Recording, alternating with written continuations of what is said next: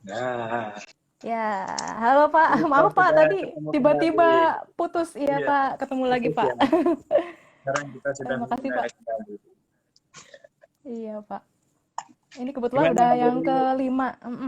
Yang Baik Pak, kelima ya? Bapak kabar baik Pak? Iya, yang kelima Pak. Alhamdulillah. Heeh. Mbak Riri Terima hari kasih ini Pak udah agak beda bersedia. nih. Kayaknya tambah Kenapa Pak? mau menyesuaikan dengan kaum milenial. Oh iya Pak, harus terlihat muda dan energik Pak. Ya kan memang masih muda. Iya, Banyak teman-teman sudah gabung ya? iya Pak, sudah. Ini sudah banyak. Oke Pak, apa kita mau mulai sekarang aja ya Pak ya? Mungkin Bapak bisa Iya, membuka acara boleh. diskusi kali ini. Ya, Iya. oke Pak, persilakan. Ya, Oke, Mbak Riri, terima kasih teman-teman. Salam sehat, ASN hebat. Hari ini kita sudah masuk ke dalam seri yang kelima ya. kelima Mbak ya Riri Pak, kelima betul. ya, kelima. Dan Iya kita Pak. memang agak tematik nih, agak tematik untuk yang saat ini, khususnya kita menyesuaikan dengan kondisi pengembangan karir yang berbasis fungsional. Nanti akan hadir hari ini Mas Ihsan ya. Mas Ihsan itu Ya, betul. perencana Perencana Pak. ahli muda di Ahli muda, Bappenas. ya. Ya, nanti akan berbagi dengan teman-teman. Ya, nanti Mbak Riri akan mengupas tuntas tentang karir perencana. Nah, ini relevansinya dengan sistem karir kita saat ini ya, yang memang basisnya adalah di jabatan-jabatan fungsional. Dan untuk sesi ini kami ingin buktikan bahwa betapa anak-anak muda sangat antusias ke dalam jabatan-jabatan fungsional, dan inilah saatnya anak-anak muda berkarya dan menunjukkan bahwa jabatan fungsional menjadi jabatan yang nomor satu dan menjadi bagian sistem karir yang tidak terlepaskan dalam tata kelola ASN kita.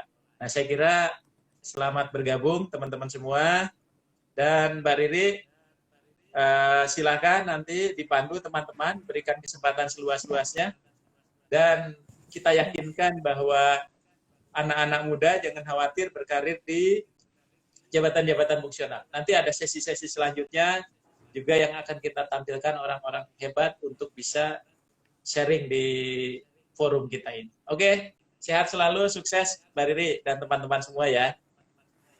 Oke, terima kasih Pak Aba.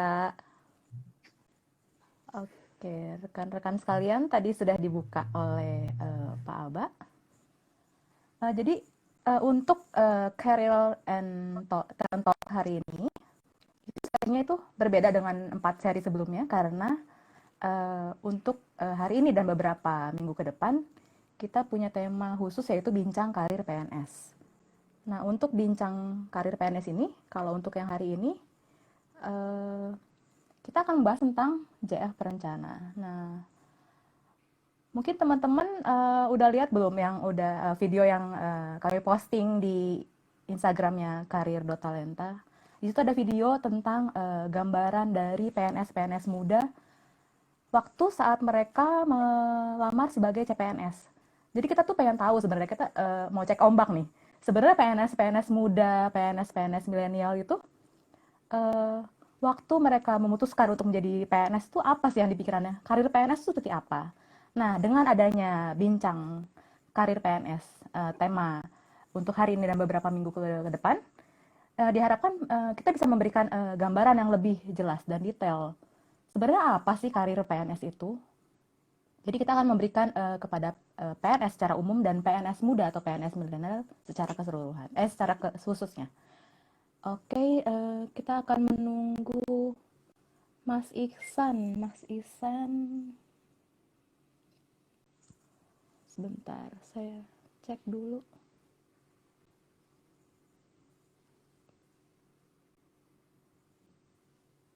Belum bergabung ya?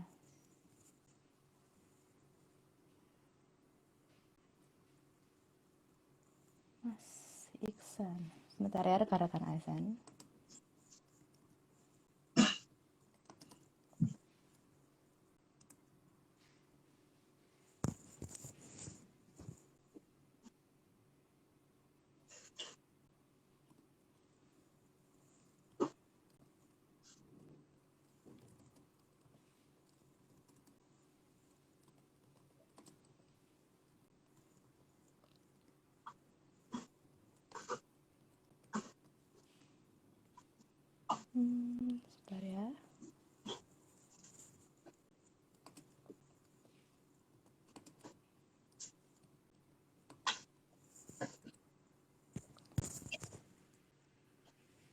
Mbak Mita. Pak Aba mohon izin apa Pak Aba harus ini ya? Ya, keluar ya. Move dulu. Pamit dulu Soalnya ya. Mas Isan nggak bisa Oke. masuk. Ya Pak, makasih Pak. Oke. Oke, sudah ada Mas Ihsan.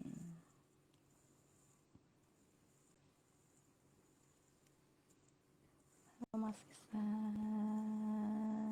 Ya. Halo Mas. Halo, Maaf nih tadi. selamat siang Mbak Riri. Iya siang Udah Mas gelap ya? Nggak apa-apa ya? Ihsan. Iya, Iya. lightingnya mungkin Mas. Mungkin rekan-rekan ASN mau ngelihat mukanya Mas Ihsan tuh kayak gimana nih. Kita Saya penasaran. pindah dulu sebentar. Oke, boleh. Kita santai aja Mas. Kita Iya, diskusinya iya. santai aja. Terus sebentar, saya buka dulu. Oke, rekan ASN sambil menunggu Mas Ihsan mencari Iya, lighting. Jadi saya sambil ngomong lagi tadi bahwa kenapa kita bikin bincang karir ini karena ini memberikan gambaran kepada PNS secara umum dan PNS muda yang mungkin belum tahu ini apa ya namanya pengembangan karir mereka itu ke depannya seperti apa.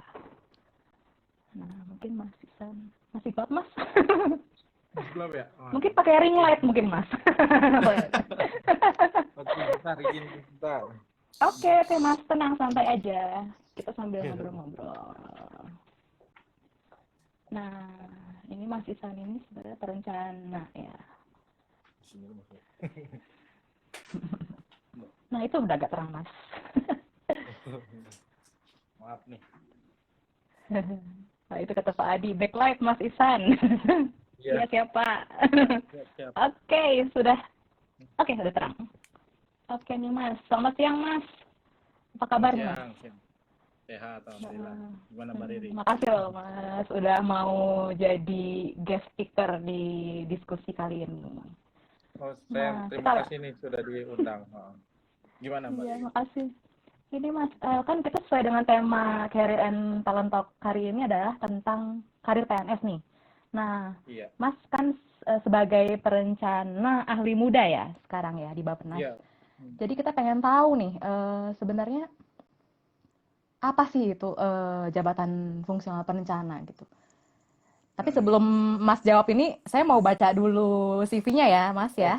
Soalnya biar rekan-rekan ASN kenal nih. Karena kan ada pepatah ya, tak kenal maka tak sayang ya. Jadi mungkin secara singkat saya akan bacakan. Ini keren banget nih Mas Ihsan nih. Mas Ihsan ini adalah lulusan S1 Hukum dari Universitas Brawijaya.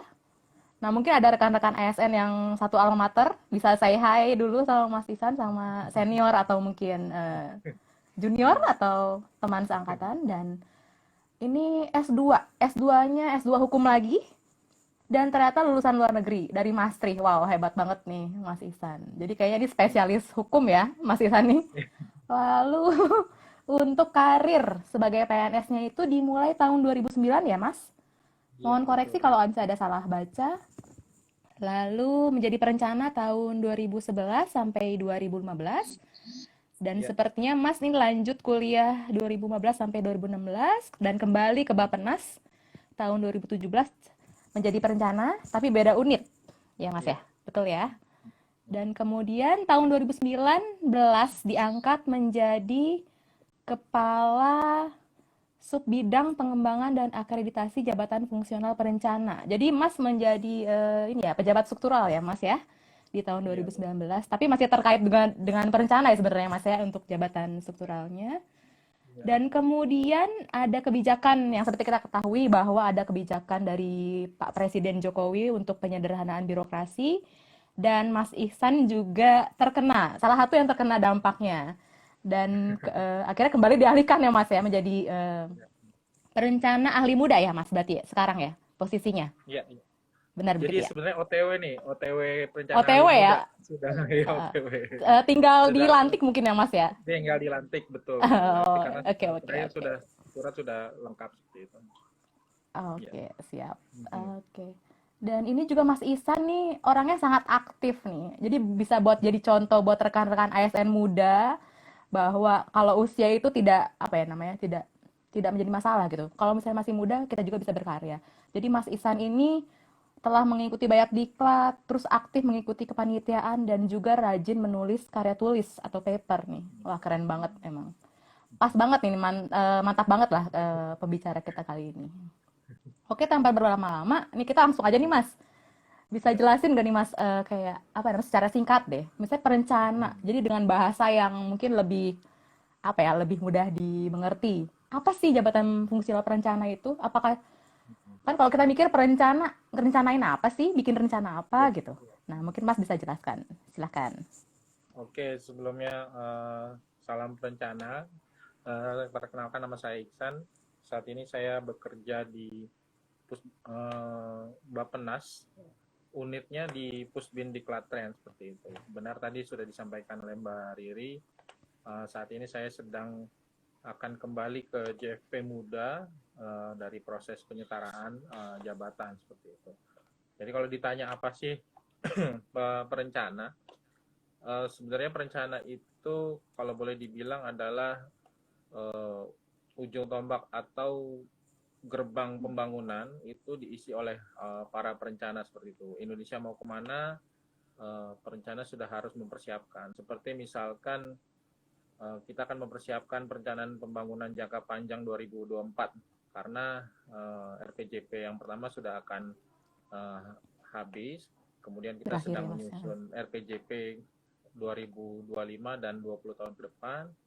Di saat yang sama kita juga akan menyusun RPJM dan RKP seperti itu. Jadi akan menjadi PR besar bagi Indonesia itu untuk menciptakan perencana-perencana baru seperti itu. Karena sebagai informasi, jumlah perencana di Indonesia saat ini masih sekitar 1050 perencana pusat dan daerah. Kalau misalkan kita dibagi oleh seluruh KL, kemudian daerah, provinsi, kabupaten, kota, maka setidaknya hanya ada 2 perencana di masing-masing institusi tersebut seperti itu. Padahal target Berarti kita masih adalah kurang ya Mas ya? jauh, sangat jauh. Jauh. Dari hasil kajian kami, kita butuh sebenarnya 42.000 perencana seperti itu. Nah, Wah, itu dia.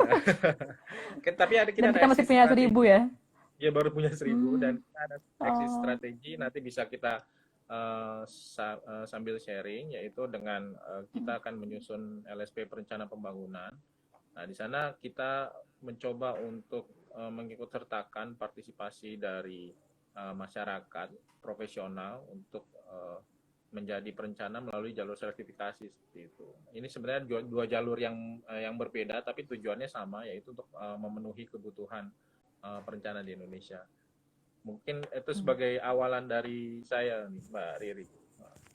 Oh, berarti Mas Ivan ini termasuk perencana yang apa namanya, PNS yang langka ya untuk jabatan fungsional Iya, perencana ya, karena iya, hanya ada 1.000 padahal butuhnya 42.000, 42 kali iya, lipat ya betul. berarti ya. Iya. Jadi masih Kalau membutuhkan banyak PNS muda atau iya, mungkin PNS senior yang berencana untuk berpindah untuk menjadi perencana dan membantu untuk menyusun rencana pembangunan. Begitu ya Mas ya berarti ya? betul. Kalau mau lebih Oke. dispesifikkan lagi, perencana yang Hmm? background-nya hukum lebih jarang lagi, di bawah 100 orang Oh, mungkin dari hasil data kami.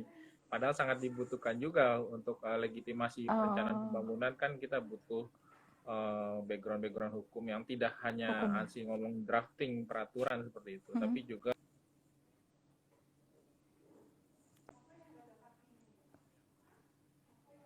disusun untuk jaga perencanaan pembangunan seperti itu. Oh, berarti kalau misalnya tadi Mas bilang bahwa dibutuhkan yang memiliki kualifikasi pendidikan hukum nih. Nah, Iya, sebenarnya iya, iya. kalau untuk menjadi perencana itu ada kualifikasi khusus nggak selain hukum? Misalnya untuk lulusan Nah, manajemen kah atau misalnya lulusan akuntansi kah seperti itu? di peraturan kami terbaru Permenpan 4 2020 sebenarnya kami membuka seluruh eh, latar belakang pendidikan yang ingin menjadi perencana seperti itu. Jadi kenapa demikian pertanyaannya, karena memang perencanaan pembangunan kan itu ibarat kata mininya Indonesia seperti itu. Kita ada merencanakan juga tentang pendidikan, ada kita merencanakan tentang kesehatan masyarakat ada, pertanian ada gitu. Jadi pola pikir untuk menjadi perencana itu sebenarnya dari berbagai macam background pendidikan bisa masuk seperti itu. Mungkin ke depan misalkan yang memiliki latar belakang keperawatan atau kebidanan bisa juga masuk seperti itu. Tapi asalkan kan ada standar kompetensi yang harus dicapai. Seperti itu, Mbak Riri. Oh, berarti sebenarnya background pendidikan apapun itu bisa karena kan pembangunan itu menyeluruh ya Mas. Maksudnya nggak hanya di Ya, bidang betul. misalnya ekonomi, misalnya atau di bidang politik, karena kita juga bisa juga berbicara tentang kesehatan tadi kan Mas begitu ya. Iya, betul. Oke. Nah, ini Mas kita pengen tahu nih Mas, kalau misalnya tadi Mas bicara tentang Permenpan 4 2020, itu kan Permenpan tentang jabatan fungsional perencana yang baru nih. Itu Iya, kalau iya. bisa dibandingkan dengan peraturan yang sebelumnya, itu ada perbedaan nggak sih Mas? Misalnya perbedaan yang cukup signifikan Iya, iya. dari diterbitkannya Permenpan 4 ini. Mungkin bisa dijelaskan Mas. Ya, jadi untuk Permenpan 4 2020 sebenarnya mengadaptasi Permenpan 13 2019 seperti itu ya. Ada beberapa kebijakan di dalam Permenpan 19 yang juga akhirnya masuk ke dalam Permenpan 4. Kalau mau dibilang ada perbedaan signifikan, memang cukup signifikan ya, terutama misalkan dari pertama penyederhanaan butir kegiatan.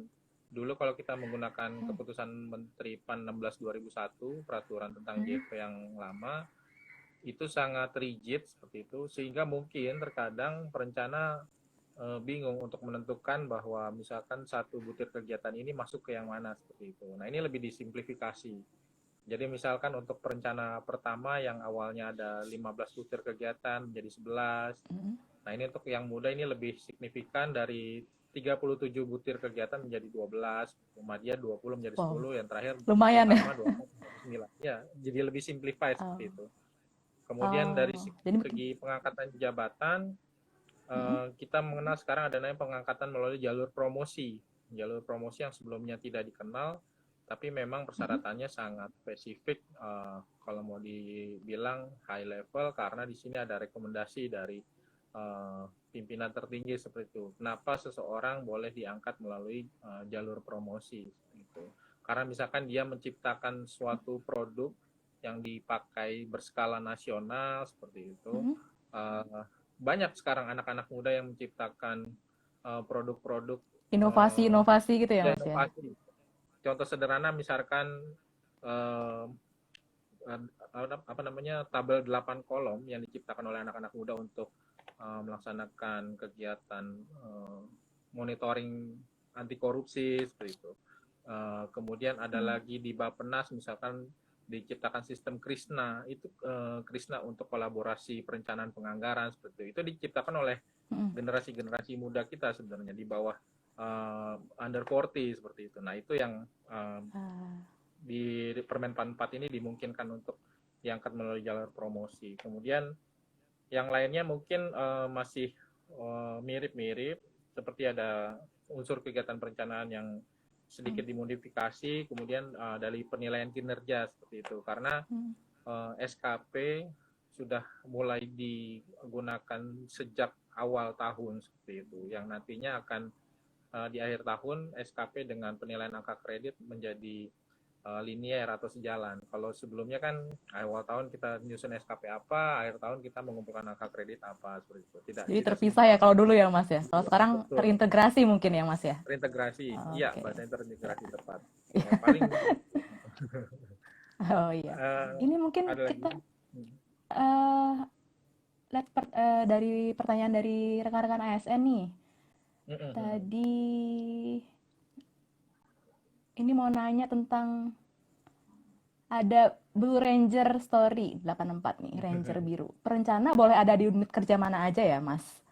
Jadi kan kalau selama ini kalau yang saya tahu nih hanya bisa di sekretariat atau mungkin biro perencanaan gitu. Nah, apakah itu bisa di unit teknis atau seperti apa, Mas?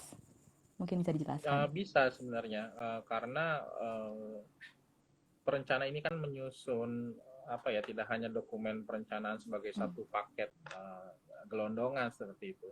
di unit-unit teknis pasti juga butuh perencana untuk mensinkronkan kegiatannya dengan dokumen-dokumen yang lebih tinggi, misalkan dengan Renstra KL seperti itu dan Renja KL. Tapi permasalahannya adalah dari sisi jenjang karir seperti itu. Misalkan apabila di unit perencanaan, misalkan di biro perencanaan mungkin bisa sampai ke jenjang yang tinggi, misalkan madya atau utama seperti itu. Di unit teknis mungkin hanya sampai muda atau madya. Nah itu perencana harus masang strategi. Kalau misalkan awal mereka berada di unit dan mereka mau naik ke jenjang yang lebih tinggi, mereka harus melihat apakah ada formasi jabatan di jenjang selanjutnya. Paling seperti itu. Oh, berarti sebenarnya bisa-bisa aja, tapi kita harus pintar melihat peluang untuk pengembangan karir kita juga kan sebenarnya Mas ya. Iya. Maksudnya kalau misalnya di Betul. unit teknis bisa saja, cuma kita lihat juga apakah kita akan bisa berkembang untuk ke jenjang selanjutnya gitu ya Mas ya. Berarti. Iya, betul. Oke. Ini ada juga pertanyaan. Oh, ini tentang kualifikasi pendidikan Mas. Tadi kan kita masih ada kaitan sama yang tadi ya. Ini ada dari Dian Nur Hadiatin. Apakah untuk perencana pendidikan pada saat S1 dan S2 harus linear? Linear. Nah, apakah misalnya sekarang nih dia udah S1, lalu menjadi JF perencana dan akan S2. Nah, itu jurusannya apa aja itu Mas? Harus linear kah atau bagaimana gitu? Sebenarnya kalau terkait dengan hal ini bisa ditanyakan ke Biro SDM-nya masing-masing. Kita mengenal adanya dokumen HCDP ya, Human Capital Development Plan ya. Saya tidak akan ngomong jauh-jauh, misalkan di Bappenas ya, di awal tahun 2000-an ketika orang akan melanjutkan S2 itu berbondong-bondong misalkan untuk ngambil jurusan public policy seperti itu. Tapi ternyata kan semakin berkembang, kayak saya sendiri sebenarnya kemarin pada saat akan melanjutkan S2 pengen mengambil jurusan public policy, tapi ternyata dilarang gitu. Saya harus mengambil kekhususan bidang hukum seperti itu. Karena saya sendiri sadar hukum untuk yang di luar negeri kan sangat berat ya seperti itu. Tapi karena itu adalah tuntutan, karena dari Biro SDM sendiri juga sudah memetakan kita butuh misalkan S2 hukum nanti akan ditempatkan di unit mana seperti itu. Ya akhirnya saya ikut aturan main yang disampaikan oleh Biro Hukum. Saya melanjutkan pendidikan S2 dengan jurusan yang hukum atau linear seperti itu. Tapi sebenarnya banyak juga yang sesuai dengan kebutuhan unitnya, misalkan S1-nya manajemen seperti itu, kemudian S2-nya ternyata dia ditempatkan di unit pengembangan SDM. Dia bisa misalkan lanjut ke jurusan psikologi seperti itu. Ada juga yang seperti itu. Tapi sebaiknya memang dikonsultasikan kepada Biro SDM. Harapannya adalah ketika kita kembali dari pendidikan, ada unit yang akan menampung kita seperti itu. Karena waktu itu kejadian saya pada saat kuliah di S2, kembali unit saya bubar seperti itu. Tapi dengan kekhususan saya, dalam artian ngambil spesifik hukum, akhirnya saya ditempatkan di unit waktu itu memang di Sali hubungan kelembagaan. Saya lebih kepada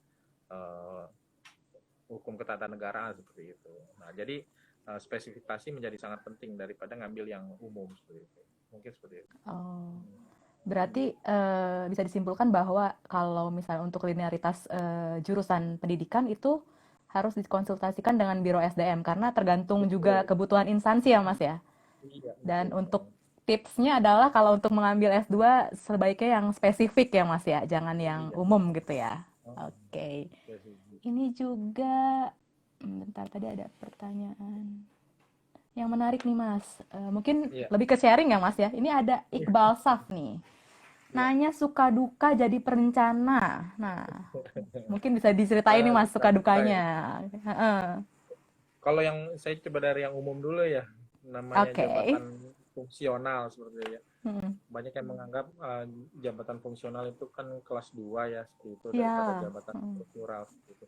Tapi ternyata di kami di Bappenas sendiri tidak terjadi hal yang demikian karena perencana juga dapat tanda kutip terbang kemana-mana, dalam artian harus siap gitu karena SDM terbatas. Ketika pimpinan dalam satu hari harus ke tempat yang lain yang tanda kutip yang ada hanya kita seperti itu, maka kita juga harus siap gitu untuk mempersiapkan diri menguasai substansi-substansi, karena tidak menutup kemungkinan kita yang akan dikirim seperti itu.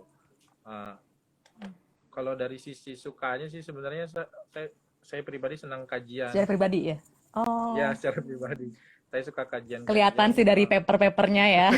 Kajiannya yang banyak banget loh, Mas. bersifat inovasi seperti itu. Iya, Hmm, karena saya senang bertemu dengan orang-orang, terutama dengan orang. guru-guru Oh. besar ya seperti itu ya, yang kita bisa berdiskusi dengan peserta terbatas, jadi ilmunya nyerap seperti itu. Itu sukanya sebagai perencana, karena kita harus memprediksi ke depan akan seperti apa, kan kita tanda kutip tidak bisa hanya berdiskusi yang general seperti itu ya. Kita harus bisa memproyeksikan ke depan akan seperti apa gitu. Sedikit menggunakan daya imajinasi juga sih, tapi tidak melepaskan data-data yang ada saat ini gitu.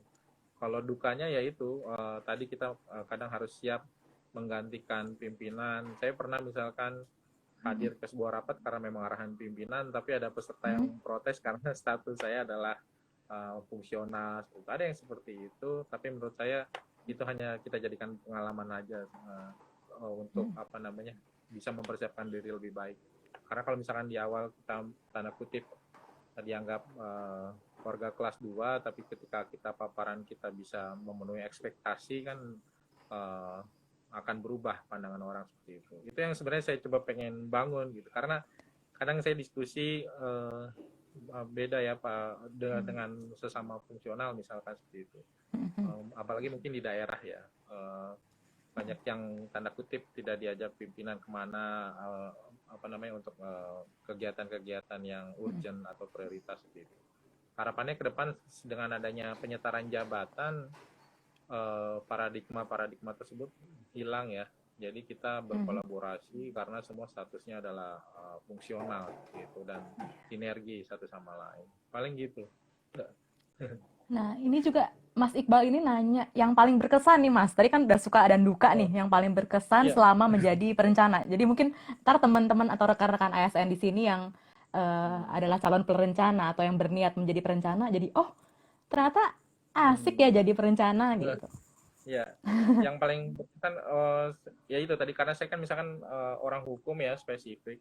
Saya pernah kami melakukan kajian sejak saya awal masuk ke Bappenas. Kajian kami selama 9 tahun itu baru nyampe ke presiden gitu. Jadi kita kajian dimulai 2009, 2017, Pas Mas 18 masuk ya itu kajian ya kan? kami dari awal masuk. 9 tahun kemudian baru di-announce oleh presiden seperti itu. Itu kan penghargaan yang luar biasa, walaupun tidak di state lah, ibaratnya seperti itu. Jadi kita sadar, oh itu hasil kajian kita selama ini tidak sia-sia ternyata gitu.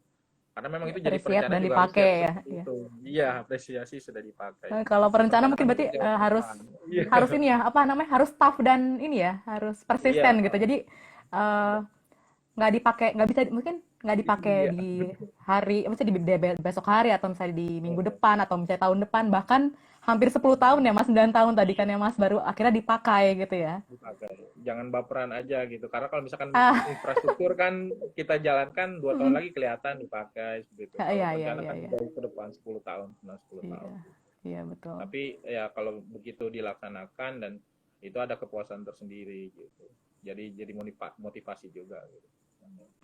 Jadi perjuangan selama ini selama 9 tahun akhirnya terbayar sudah gitu ya Mas ya. Nggak sia-sia gitu kan. Iya iya iya. Hmm. Oke, ini Mas tadi nyambung ke penyetaraan nih. Kan Mas ini Iya, termasuk yang terdampak nih ya. Jadi asalnya awalnya mungkin Mas memang formasinya berarti dari CPNS itu emang sudah perencana berarti perencana. ya Mas ya? Iya, sudah Iya. perencana. Di Bappenas itu perencana semua sebenarnya memang awalnya. Oh gitu. Oke, baik. Nah, terus Mas kan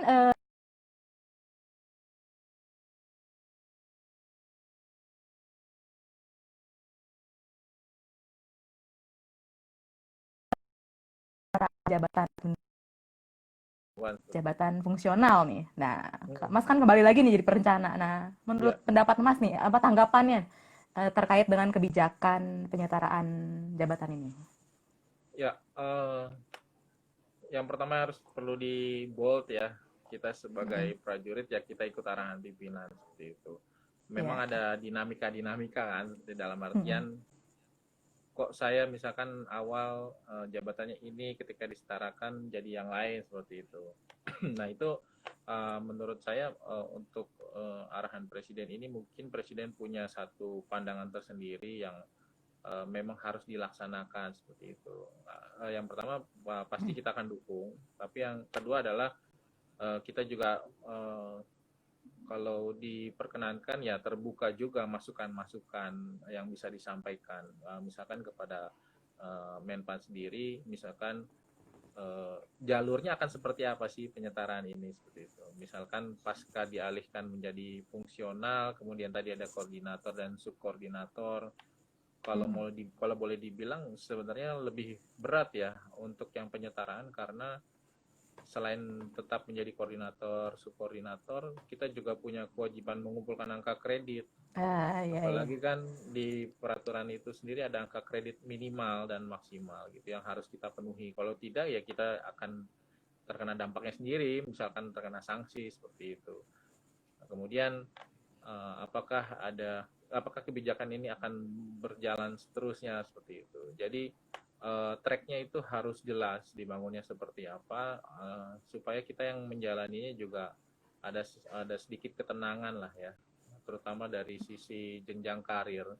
Karena misalkan ada teman saya yang dialihkan ke fungsional yang ternyata di nasional ini level ahli utamanya belum ada seperti itu.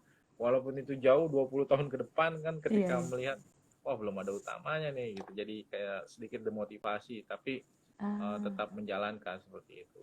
Nah, itu yang harapannya memang untuk Menpan bisa track untuk para ASN yang mengikuti jalur penyetaraan ini agar lebih clear ke depannya, mungkin itu. Jadi untuk pengembangan karir ke depannya ya, karena kan kita juga ini kan mungkin masih baru ya, jadi membuat Mas dan rekan-rekan lainnya yang terkena kebijakan ini ketar-ketir gitu ya Mas ya. Maksudnya kayak tadi ketersediaan formasi untuk yang utama. Padahal kan kita juga kalau misalnya sebagai fungsional pasti target kita adalah mencapai titik puncak, yaitu ahli utama, begitu ya Mas ya. Iya. Oke, berarti Mas dengan kebijakan ini Mas menerima tapi juga memberikan saran kepada kami Kementerian PAN-RB untuk memikirkan nasib ke depannya begitu ya Mas ya. Iya, betul. Oke. Terima kasih loh Mas sarannya. Kita juga emang butuh kalau untuk kebetulan kan saya sebagai analis kebijakan juga harus membuat analisis terkait dengan kebijakan yang dibuat oleh pimpinan. Jadi di sini juga kita menerima masukan-masukan dari selain dari rekan-rekan sekerja dan juga rekan-rekan seperti Mas, walaupun beda fungsional tapi kan selalu bekerja sama ya Mas ya. Iya. Oke, ini ada pertanyaan lagi nih Mas. Ini terkait ini nih Mas, dari ini Ibu Rindang Ayu ya. Apakah pernah terjadi tumpang tindih butir kegiatan yang dilakukan dengan JF analis anggaran jika unit perencana juga merupakan unit perencana anggaran? Nah, bagaimana tuh Mas? Kan kalau misalnya perencana itu biasanya kalau nggak program bisa anggaran ya Mas. Apakah ada tumpang tindih nih Mas?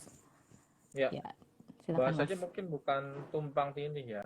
Memang kalau kita ngomong perencanaan itu linear dengan penganggaran gitu. Jadi ada PP 17 2017 sinkronisasi perencanaan dan penganggaran seperti itu. Dan itu semua bisa dilakukan oleh perencana dan juga bisa dilakukan oleh analis anggaran seperti itu. Yang membedakan memang untuk yang anggaran di dalam artian exercise oleh para perencana ini mungkin lebih spesifik seperti itu, bukan yang bersifat umum. Jadi potensi tumpang tindih ini seharusnya sudah bisa dipetakan oleh masing-masing unit gitu. Jadi apakah kita butuh perencana atau butuh analis anggaran seperti itu. Kalau misalkan perencana memang heavy-nya anggaran yang mendukung misalkan proyek-proyek prioritas KL seperti itu, bukan yang bersifat umum setiap tahunnya seperti itu. Atau misalkan ada spesifik penganggaran, kalau misalkan di Pusbindiklatren kita butuh untuk bagaimana ke depan memproyeksikan anggaran mengirim pegawai untuk dilakukan pendidikan ke luar negeri atau pelatihan seperti itu. Jadi bukan, sekali lagi bukan Lebih ke seharian mungkin ya Mas, kalau analis anggaran ya, atau gimana Mas? Masa istilah ya awamnya bisa. gitu. Heeh. Ya istilah awamnya mungkin seperti itu. Tapi kalau Mm, misalkan ada yang ngasih masukan, saya sangat terbuka seperti itu, karena memang kalau dari sisi perencanaan penganggaran itu fokus untuk mendukung misalkan perencanaan dari mitra kerja seperti itu. Jadi mm, mungkin agak tipis, cuman mm. tidak tumpang tindih seperti itu. Ya, Tidak akan kalau bersinggungan gitu ya mungkin ya Mas ya. iya tidak. Oke, terus ini sebentar saya tuh tadi ada. Kita Nah santai ini, aja, jangan terlalu serius ya Mbak Eka. Namanya iya bincang siang terang. hari ini. Heeh. Iya nih Mas, maaf nih mengganggu, Eh, mengganggu ini. Tadi habis rapat ya katanya Mas. Ini oh, soalnya iya, banyak bisa. sekali nih, baik yang tertarik ternyata Iya, antusiasme iya, dari rekan-rekan ASN nih. iya. Ini ada, ini terkait in passing nih Mm-mm. dari Fatnur Laila. Nah, ini saya baru saja in passing dari Kasubag Perencanaan menjadi JF Perencana Ahli Muda dengan basic Mm-mm. pendidikan S1 Psikologi. Apakah Mm-mm. saya harus ikut diklat khusus perencana? Soalnya ini hal Mm-mm. yang baru. Mm-mm. Nah, itu gimana tuh Mas? Ah, Jadi in passing dari Kasubag Perencana. Ini in passing atau mm. penyetaraan ya? Saya juga kurang tahu nih. Mungkin Mbak Fatnur Laila mungkin bisa menambahkan. In Oh passing ya, dari Kasubag Perencana jadi JF Perencana. ya Coba basicnya betul. dia psikologi Mas. Gimana tuh Mas?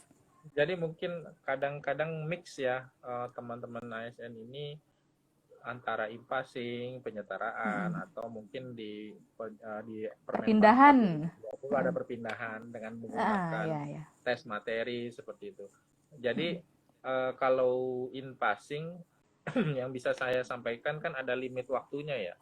Dan kita menggunakan rezim Permenpan 42 Rezim. 2018. Ya, Iya. jadi berakhir di April 2021 Ya, gitu. 2001. Ya, betul, betul. Walaupun walaupun semua fungsional membuka jalur in passing, jangan lupa ini payung hukumnya adalah Permenpan RB 42 2018. Sedangkan untuk misalkan perpindahan dengan menggunakan tes materi itu diatur oleh peraturan masing-masing JF gitu. Nah, tadi kalau misalkan pertanyaannya sudah lulus in passing, sudah jelas langsung diangkat, kan privilege ya, tidak perlu lagi ada pelatihan. Mungkin untuk mengikuti pelatihan penunjang itu ada, bisa tadi yang saya sampaikan ada diklat penilaian angka kredit atau administrasi penilaian angka kredit. Bedanya in Setelah passing menjadi dengan perencana ya. Iya, iya. ya setelah menjadi perencana. Sekali lagi kalau in passing itu kami menyebutnya itu tadi mendapatkan privilege untuk langsung menduduki jabatan, karena memang dilihat dari pengalaman, kemudian mungkin dari pengalaman. Kalau dari perencana misalkan tadi perencanaan itu kan sudah teruji ya perencananya, kemudian diuji kompetensi lulus in passing ya berarti memang skillnya sudah memenuhi standar seperti itu. Jadi tidak tanda kutip tidak perlu lagi mengikuti pelatihan seperti itu. Beda dengan tes materi ya. Kalau tes materi setelah lulus pun harus ikut pelatihan penjenjangan ya untuk jenjang yang akan dia Itu untuk duduki. apa, Mas? Tes materi perpindahan jabatan seperti itu. Oh. Jadi kalau di fungsional perencana ada tadi itu in passing dan tes materi seperti itu. Kalau in passing yang sebenarnya kalau untuk tes materi setelah lulus, misalkan saya golongan 3C, saya ikut tes materi untuk perencana ahli muda seperti itu. Setelah saya lulus tes materi, saya harus ikut pelatihan penjenjangan perencana ahli muda seperti itu selama 5 minggu. Setelah lulus pelatihan akan ada lagi uji kompetensi. Ketika saya lulus, baru saya bisa diangkat menjadi JFP muda, ahli muda seperti itu. Beda dengan melalui jalur in passing, walaupun golongannya sama 3C, setelah lulus bisa langsung diangkat. Tidak langsung perlu ya? lagi. Ya, langsung diangkat seperti itu. Oh, Nah, makanya itu tadi yang Mas bilang itu privilege ya. ya privilege Iya, iya. langsung. Tadi juga saya baru Kadang-kadang tahu ternyata. gitu. Berarti kalau ini ternyata tadi kata Mbak Fatnur Laila maksudnya penyetaraan. Ternyata bukan in passing, Mas. Beda lagi kalau penyetaraan. Iya, beda lagi. Nah, itu gimana, Mas? Ya, Penyetaraan menggunakan rezim Permenpan 28 Ya. 2019. Ya, jadi jangan mix, jangan Ini kita mix up singgung. kayaknya nih mbaknya. Yang bisa betul. Iya. Jadi ada payung hukumnya masing-masing seperti itu. Iya. Kalau yang pasti 42 2018, terus penyetaraan 28 2019. Kalau untuk perpindahan masing-masing peraturan JF-nya seperti itu. Iya, betul. Seperti itu. Berarti jangan sampai ketuker ya Mas. Kalau apa Iya, namanya? betul. Kita jalurnya jalur apa nih? Misalnya kalau kayak saya kan jalur pengangkatan pertama ya Mas. Jadi saya emang harus diklat ya. Seperti itu. Jadi setelah diklat saya diangkat menjadi analis kebijakan ahli pertama. Seperti itu ya Mas ya. Dan untuk Mas kayak pengangkatan pertama juga itu kan ada lagi payung hukumnya itu kan. Ya, betul. Itu beda lagi. Ya, ya betul. Mas kan yang namanya apa udah ahli hukum pasti udah paham banget ya Mas. Jadi semua itu harus ada payung hukumnya ya betul Mas ya. Iya. Jadi nggak tumpang tindih. Ini ada yang ngefans sama Masnya nih. Komen. Oke. Ini ada yang nanya tentang sebentar tadi ada mau nanya ini. Oh, ini pengalihan. Jadi apakah dari BOPNT 97 apakah bisa dari fungsional umum alih jabatan menjadi fungsional perencana? Nah, ya, gimana, bisa. Itu tadi kalau misalkan dari umum ke perencana bisa menggunakan jalur apa tes nih? materi, Passing ya tes berarti Mas? materi. Oh, tes materi. Ya. Tes materi. Sebenarnya itu kalau untuk tes materi karena tadi ya dari fungsional umum, kenapa saya memberikan ini bukan arahan ya, usulan untuk ikut tes materi karena itu tadi. Kenapa Mas? Setelah lulus kita bisa ikut pelatihan. Sebenarnya pelatihan itu yang kita diberikan dasar-dasar pengetahuannya seperti itu.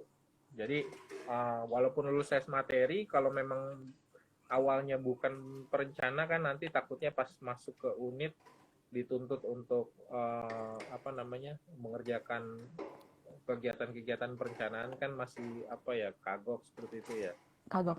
Mungkin seperti ini ya, matrikulasi ya Mas, matrikulasi ya, kalau kuliah ya. Kalau beda nggak linear. Ada penyesuaian lagi seperti itu. Iya, betul. Nah, nanti akan ada ikut pelatihan lagi sesuai dengan golongannya seperti itu. Yaitu tadi misalkan 3C ikut pelatihan muda misalkan atau udah 4A ya ikut media seperti itu. Dengan lewat jalur tes materi seperti itu. Berarti lebih baik mengikuti tes materi ya untuk yang jabatan fungsional umum yang ingin alih jabatan menjadi fungsional perencana ya. Oke nih rekan ASN, tipsnya dari perencana yang udah sangat ahli nih ya. Enggak lah. Udah malang melintang loh di dunia perencana dari 2009 sampai sekarang 2020. Ya walaupun kemarin sempat di struktural tapi juga mengurusi tentang perencana ya Mas ya.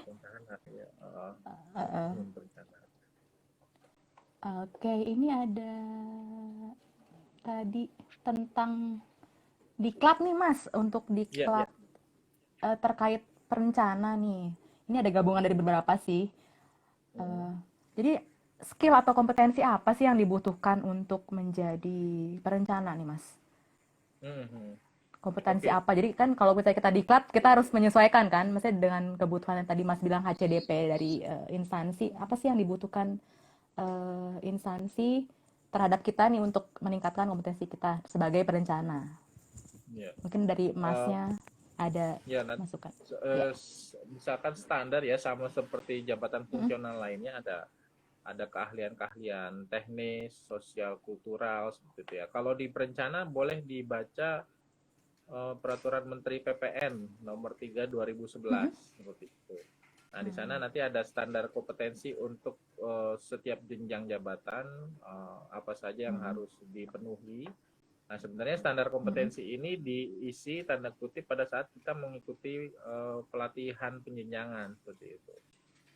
Nah, tentu beda level ya dalam artian kalau kita sudah perencana ahli media, tentu produk-produk yang kita hasilkan cakupannya mungkin lebih luas, kemudian tulisannya lebih mendalam, Karena semakin tinggi jabatan kita di jalur fungsional itu kan harus ditunjukkan dengan output yang kita hasilkan itu dapat digunakan.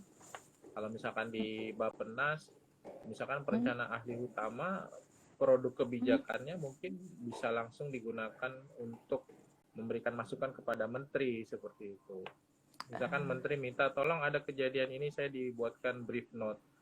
Tidak banyak kalau brief note 2-3 lembar, tapi sangat spesifik, kemudian bisa langsung diimplementasikan seperti itu. Kalau misalkan di level pertama muda kan, misalkan kita hanya diminta untuk hadir rapat, menyusun notulensi, pun notulensi tidak boleh hanya plek notulensi ya, tapi kita memberikan masukan ide di dalam tulisan notulensi kita tersebut, kita kasih edit value atau nilai tambah ya, bukan hanya orang ngomong Nggak hanya apa kita ketik, nulis aja ya, transkrip Iya, gitu ya Mas ya. Kadang ada poin Iya, itu iya. rencana tindak lanjut apa yang sebaiknya dilaksanakan. Iya. Nah itu harus kita kasih lebih lah istilahnya seperti itu. Sekali lagi kalau untuk yang standar kompetensi bisa dicek Permen PP Di mana tadi Mas? 2011. Permen Bappenas Oke, ya. Permen Bappenas nomor 3 3 tahun 2011. 2011. Oke, nih rekan-rekan ASN nih, mungkin yang perencana-perencana atau calon perencana bisa dilihat peraturan Bappenas ya. Peraturan Iya ya. betul. Nomor 3 PPN. tahun 2011 ya. Iya.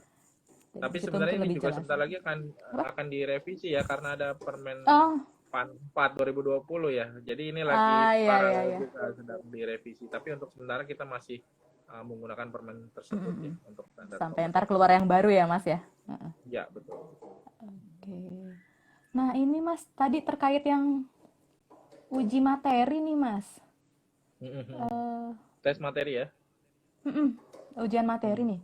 Itu caranya gimana ya Mas? Apakah, dan ada juga tadi bertanya dari Dian Nur Hadiatin dan BOPNT ini yang uji untuk uji tes materi dan tes in passing itu, apakah tiap tahun ada atau tidak, dan bagaimana caranya untuk mengikuti? Apakah daftar atau seperti apa? Mungkin bisa dijelaskan Mas. Ya, jadi sebagai informasi untuk in passing kita sekali lagi ikut Permen PAN 42 2018 karena pengangkatan terakhir ditargetkan April 2021, kita tarik 6 bulan ke belakang seperti itu. Karena apa? Untuk persiapan administrasi, biasanya kan yang ribet seperti itu ya administrasinya seperti itu. Kalau untuk ujian misalkan in passing dari kami sendiri sebenarnya akan tutup besok besok ini 31 Juli untuk in passing gelombang kedua atau gelombang terakhir untuk Permen 42 2018. Iya. Karena kami menghitungnya dari proses 6 bulan itu harus sudah diangkat gitu. Nah, jalur lainnya ya kita bisa menggunakan jalur tes materi yang setiap tahun sebenarnya kita buka. Setidaknya dalam setahun kita adakan 2 kali seperti itu. Nah, nanti teman-teman apabila ingin menjadi perencana bisa ke depannya menggunakan jalur tes materi karena kan tidak terikat tenggat waktu ya seperti itu, seperti IMPAS. Tapi yang sudah berakhir ntar 4 April. Oh iya. Iya betul. Kenapa Mas? Terkait dengan Permen PAN 42 2018, apakah Menpan akan memberikan kelonggaran waktu karena adanya pandemi seperti itu? Kami kan tidak tahu ya, tidak berwenang untuk untuk mengatur hal tersebut. Itu kebijakan dari Menpan sih sebenarnya. Karena memang banyak teman-teman yang pengen ikut jalur in passing terkendala oleh terbatasnya waktu. Sebagai informasi aja terakhir kita kemarin baru di akhir Juni atau di akhir Juni kami melaksanakan in passing, pesertanya yang mendaftar total hampir 1.700 seperti itu. Wow. Dan yang ikut berpartisipasi sekitar 350-an seperti itu. Dengan kondisi seperti ini kami coba modifikasi pelaksanaan in passing dengan menggunakan online seperti itu, yaitu dengan mengacu pada peraturan LAN, itu perlu effort tersendiri gitu. Kalau sebelumnya kita bisa nyebar in-passing di beberapa kota seperti itu, kita laksanakan 3 jam selesai. Tapi ini karena kondisi seperti ini tidak boleh kemana-mana, kami laksanakan secara online. Online ya, iya. Ya, 3 hari full, pagi siang seperti itu. Itu yang kami laksanakan kemarin terakhir di bulan Juni, tidak salah. Juni. 20. Nanti yang untuk yang besok ini yang gelombang 2 juga in-passing, kami akan laksanakan secara online. Online juga ya Mas ya? Iya. Karena memang masih belum memungkinkan ya untuk kemana-mana. Iya, betul. Jadi itu yang terakhir, ntar yang yang kedua ini ya berarti ya Mas ya, kalau untuk yang in-passing ya? Untuk yang in-passing seperti itu. Tapi tes materi terbuka sepanjang tahun. Masih bisa ya?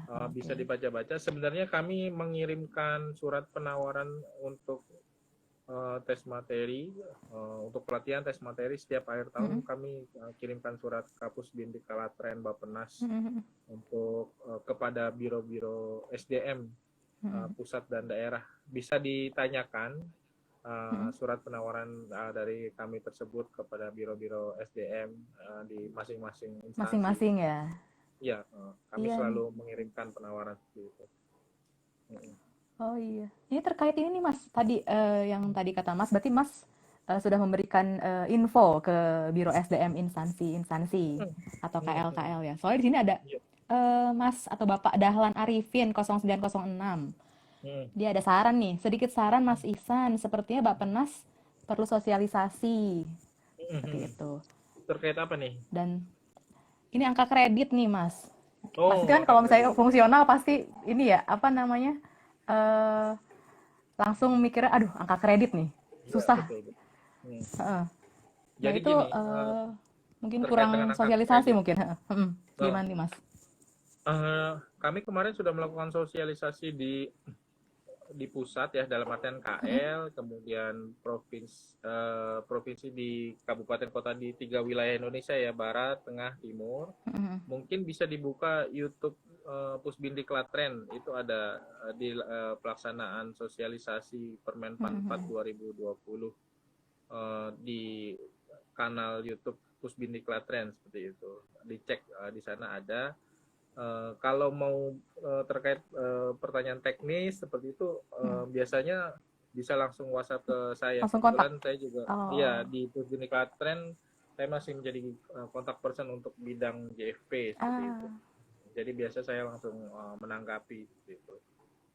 Tapi memang di kami sendiri Pusbindiklatren ada bagian-bagian tersendiri. Jadi misalkan ada pertanyaan teknis yang bukan di ranah kewenangan kami, bisa kami sampaikan ke pihak yang terkait seperti itu.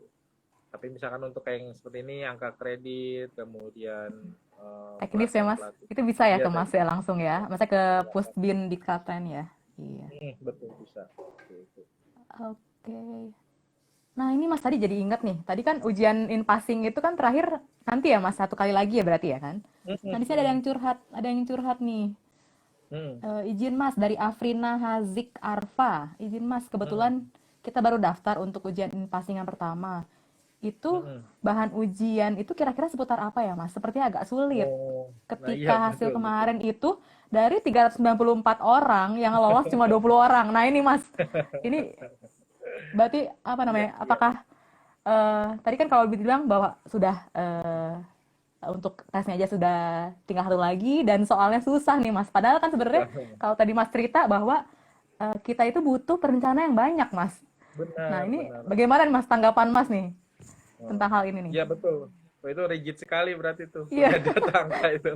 Mungkin karena lihat dari sampai spesifik. Ya, sampai spesifik angkanya. Jadi yang bisa diinformasikan seperti ini Bapak dan Ibu sekalian.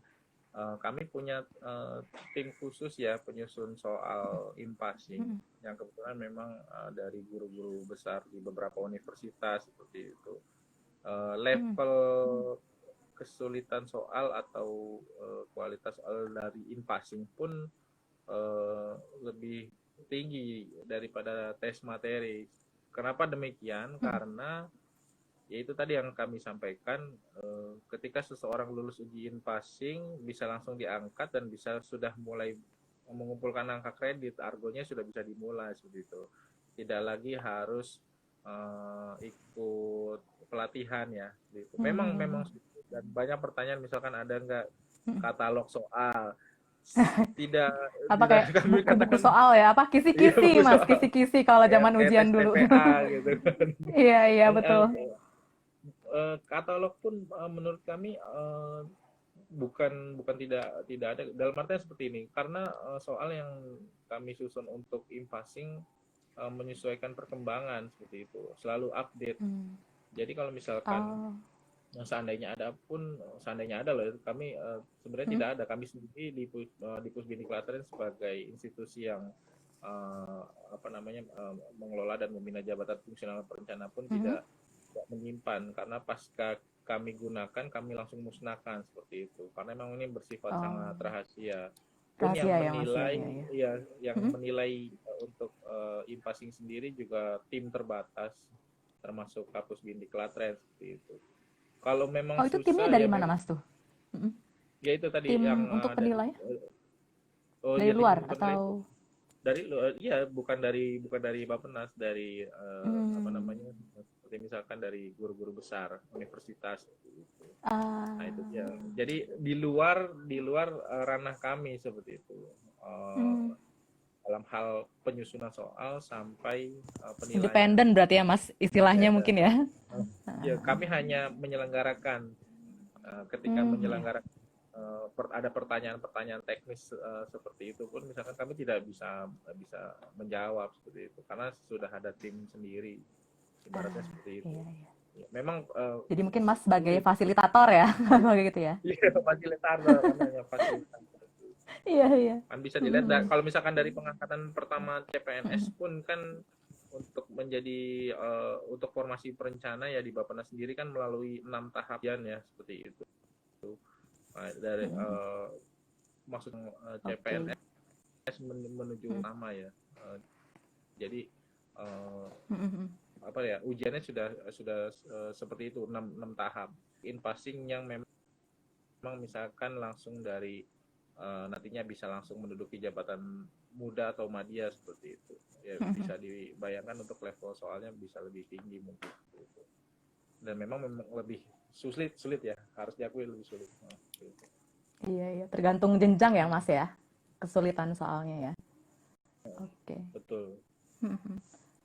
Nah, ini Mas masih ada kaitannya nih. Tadi kan ada yang bertanya nih, Pak Dibo Wijaksono, siapakah yang melakukan uji kompetensi?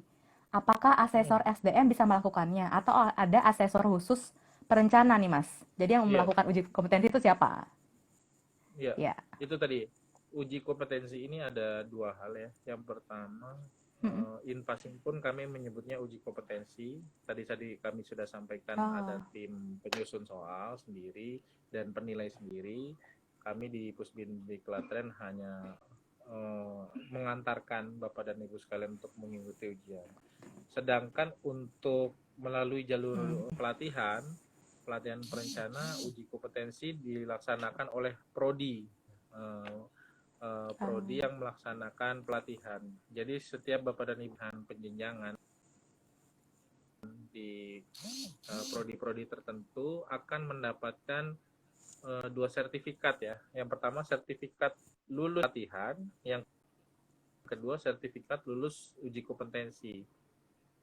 Kalau yang ditanya siapa yang menyusun soal itu sebenarnya dari masing-masing prodi dengan berlandaskan tadi Permen Bappenas nomor 3 2011. Jadi kami menentukan standar kompetensi, nanti pengembangan soal-soal itu diserahkan ke prodi yang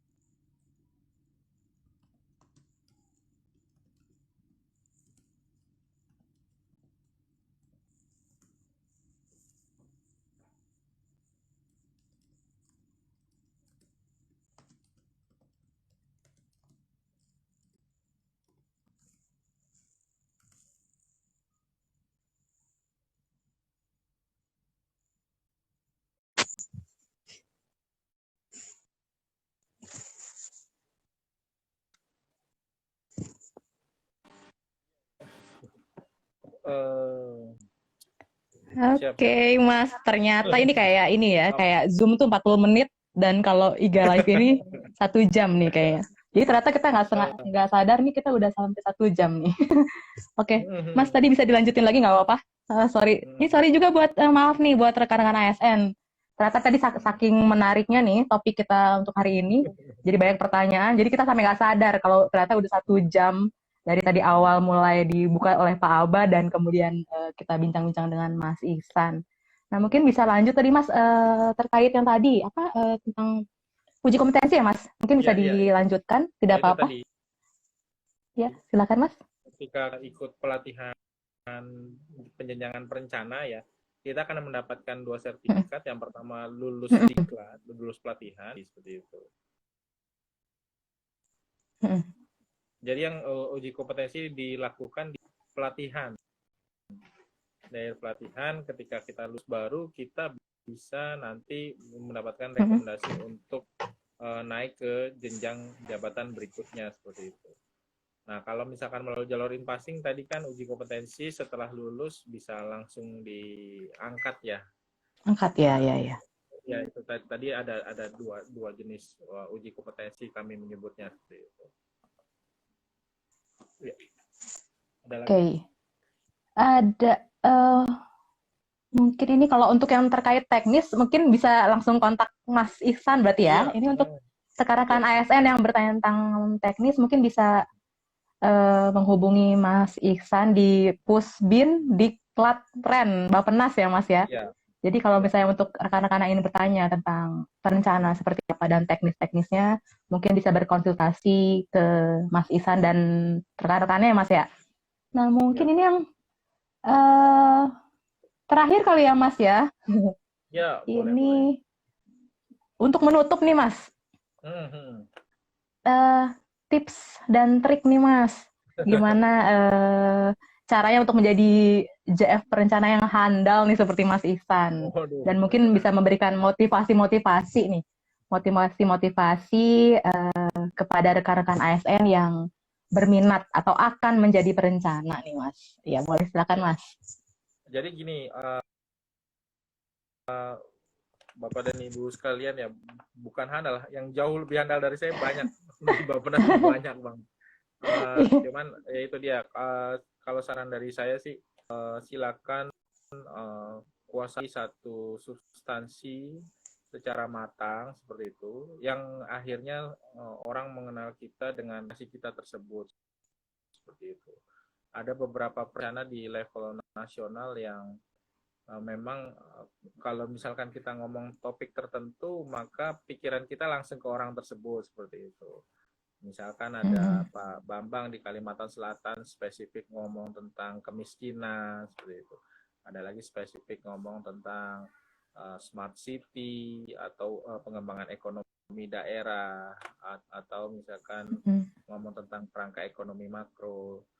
Jadi yang spesifik, jangan yang standar-standar saja seperti itu. Karena apa? Karena dengan spesifikasi tersebut nanti kita akan apa ya, orang melihat kita kayak sudah ada brandednya. Oh ini spesifikasi perencana apa seperti itu. Itu yang Oh pertama. iya. Yang kedua harus bersabar, memang harus bersabar dan jangan berhenti menulis ya. Dalam artian kalau Ah, kita kadang bingung membagi waktu antara menyusun kajian dengan kegiatan hmm. rutin sehari-hari. Nah, itu Mas. Kalau saran, Mungkin ada tipsnya ya gimana tuh Mas? terus terang kalau saya sendiri, saya biasanya langsung ngomong ke pimpinan, misalkan saya lagi mau nulis A gitu, saya minta Hmm. waktu gitu. Nah, tapi dengan tidak sama sekali meninggalkan kewajiban kita ya, saya informasikan bahwa kita sedang ada Hmm. satu proyek yang besar. Komunikasi berarti ya Mas ya? Komunikasi ya, komunikasi. Jangan sampai terputus atau karena Mhm. miskomunikasi kemudian malah kita ditinggal seperti itu. Jangan seperti itu. Banyak kejadiannya memang karena miskomunikasi, justru kita ditinggal karena oleh pimpinan, itu malah jadi masalah sendiri gitu. Ada beberapa kasus seperti itu. Kemudian yang paling utama perluas jaringan ya. Karena Mhm. dengan memperluas jaringan, informasi akan terus masuk seperti itu. uh, nggak usah susah-susah ya. Bukan neko-neko ya. Kalau saya biasa ngobrol dengan misalkan duduk di pantry, nanti ada teman-teman cleaning service atau OB, biasanya mereka menyampaikan keluh kesah mereka seperti itu. Itu bisa jadi substansi penulisan seperti itu. Atau kalau misalkan di rumah, walaupun kita lelah, capek pulang kerja, saya biasanya menyempatkan waktu juga ngobrol dengan tetangga-tetangga seperti itu. Inspirasi datangnya dari luar. Kalau inspirasi dari dalam struktural, biasanya inspirasi yang sudah terbentuk dan biasanya hasilnya akan biasa-biasa aja seperti itu. Kalau perencana kan harus punya daya imajinasi dan juga impian yang jauh ke depan seperti itu. Iya, Jadi iya. yang kata kuncinya jangan jadi orang yang biasa-biasa aja gitu. Harus yang spesifik. Harus yang Gitu. ini ya, extraordinary juga ya, Mas. Harus yang spesial Punya ya. satu speciality ya, betul seperti itu. Iya. Saran dari saya. Ya, Oke deh. mungkin nanti tadi ada banyak pertanyaan saya lihat kontak person. Ada yang meminta kontak nih, ha? Apa Mas mungkin bisa memberikan kontak atau apa? Ya, Mungkin. ya nanti sebenarnya di website Pusbin Diklatren juga sudah ada untuk kontak person bidang JFP ke saya langsung seperti itu. Tapi bisa juga Oke. apabila teman-teman ada yang mau mencatat juga boleh. Nah, saya di nomor kontak saya di WhatsApp saya di 0818 0835 0735 seperti itu. Silakan kalau ada yang mau berdiskusi terkait dengan fungsional perencana, saya sangat terbuka seperti itu. Nah, seperti ini nih ada Mbak Naomi minta dong kontaknya. Iya, minta dong ya. kontaknya Mas. Tadi bisa diulangin lagi Mas mungkin biar teman-teman rekan-rekan ASN mencatat atau mungkin ntar Mas bisa komen di ntar saya posting ininya. Mungkin Mas bisa posting. Jadi atau enggak teman rekan-rekan juga bisa ini ya follow Instagramnya Masnya nih. Jangan, kalau Instagram saya itu lebih ke arah pribadi. Oh jangan untuk pribadi ya. Oke. Atau mungkin Pusbin Diklatren ada IG-nya atau ada IG-nya mungkin. Ya, ada. Sosmednya mungkin Pusbin Diklatren. Ada Instagram Pusbin Diklatren Bappenas, buka aja nanti ada di situ update dari kegiatan-kegiatan kampus. Mungkin lebih enak kan kalau zaman sekarang sosmed ya Mas, kalau untuk kontak-kontak seperti itu. Iya. Nggak apa-apa, silakan. Berarti bisa ya Mas ya, misalnya dengan terbuka untuk menerima konsultasi dari rekan-rekan ASN yang penasaran nih sama teknis-teknis tentang JF Perencana. Iya, nah, ini sepertinya kayak kita udah cukup ya Mas mengupas nih. Kalau misalnya masih belum tuntas, mungkin bisa ditanyakan langsung ke Mas Ihsan ya Mas ya. Ya, siap. Ya. Mbak Riri. Makasih banget loh Mas. Ini udah menyempatkan waktunya nih. Ternyata saya awalnya mikirnya pas dikasih tugas untuk ngisi slot 1 jam tuh saya agak bingung nih. Karena aduh bahas apa nih ya gitu kan Mas juga saya hubungin kemarin. Aduh bahas apa ya Mas biar ya nggak bosen karena kita 1 jam. Malah ternyata kita lebih dari 1 jam nih Mas. Ternyata seru juga nih.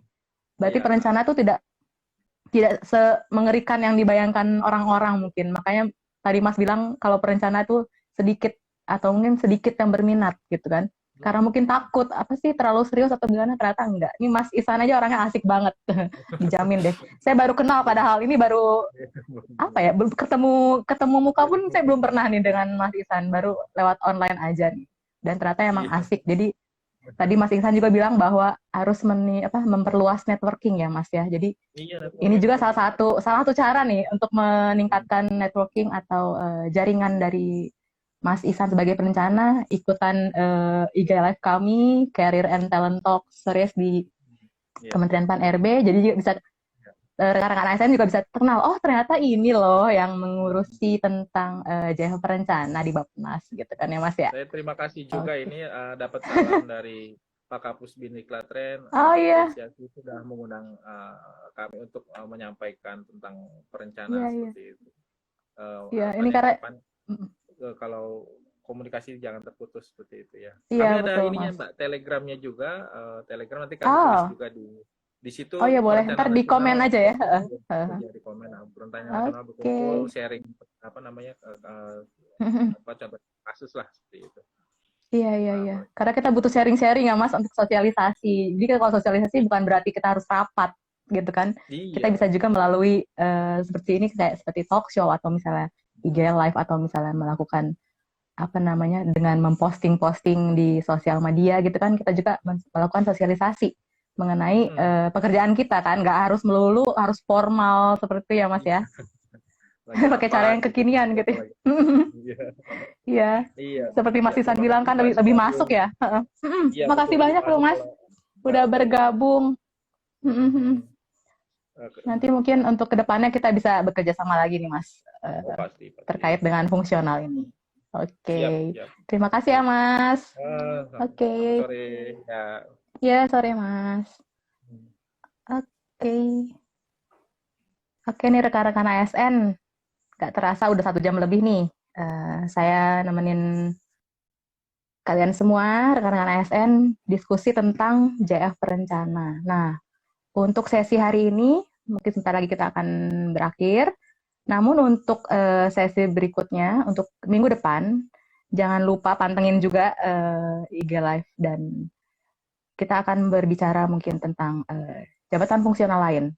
Jadi mungkin untuk teman-teman yang punya saran, masukan, kira-kira mau ngupas tuntas tentang JF mana sih? Boleh ntar kita komen-komen. Jangan lupa follow Instagram di karir.talenta dan juga subscribe. Kita juga punya YouTube, ASDEP, Manajemen Karir dan Talenta. Jadi di situ juga kita akan suka posting mengenai misalnya rapat-rapat yang telah kita lakukan. Lalu ntar yang tadi ketinggalan IG Live ini, Career and Talent Talk series yang kelima ini, nanti bisa diputar ulang di IG atau juga di YouTube kami. Oke, mungkin sekian dari kami.